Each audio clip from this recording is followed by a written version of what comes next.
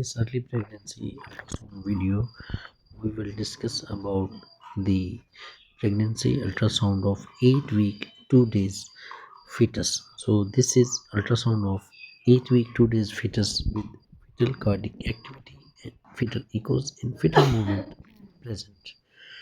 So during the early pregnancy ultrasound, we measure gestational age up to 6th week of gestational age.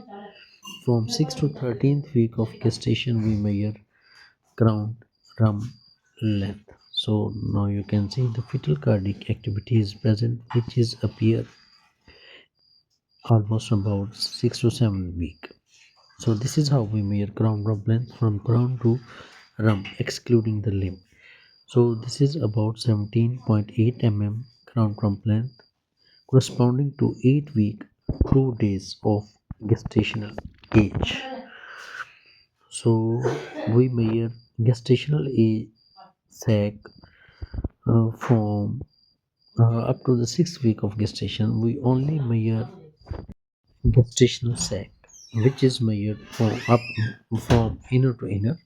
We only measure anechoic area excluding the rim.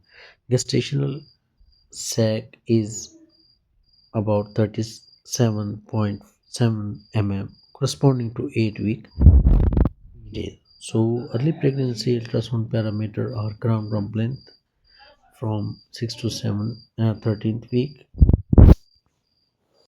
Today in this pregnancy ultrasound video you can see this is a biparietal diameter fetal skull.